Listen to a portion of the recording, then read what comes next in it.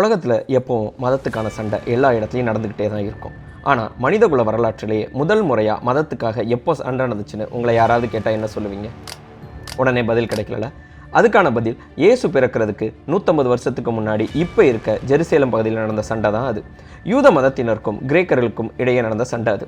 அப்போ ஜெருசலேம் பகுதியை ஆண்டுட்டு இருந்த கிரேக்க அரசான செல்யூக் பேரரசு யூத மத சடங்குகளுக்கு எதிராக கடுமையான சட்டங்கள் கொண்டு வருது. அதில் முக்கியமான விஷயம் யூதர்கள் கோவிலான சாலமோன் ஆலயத்தில் பன்றிகளை பலியிடுறது. பன்றியை பலியிடுறது யூத மதத்திற்கு எதிரான ஒரு விஷயம். அப்படித்தான் ஒரு நாள் மத்தியதாஸுங்கிற ஒரு 70 வயசு யூத குருமாரை பன்றியை பலியிட சொல்றாரு ஒரு கிரேக்க அதிகாரி. முடியாதுன்னு மறுக்கிறாரு மத்தியதாஸ். அந்த அதிகாரியை கொன்று கலகத்தா ஆரம்பிச்சு வைக்கிறார்.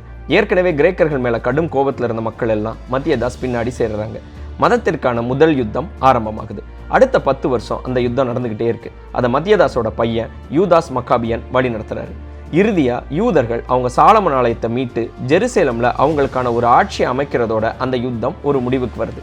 இதுதான் மனிதகுல வரலாற்றிலேயே மதத்துக்கான உருவான முதல் யுத்தமான மக்காபியன் கிளர்ச்சியின் சின்ன அறிமுகம்.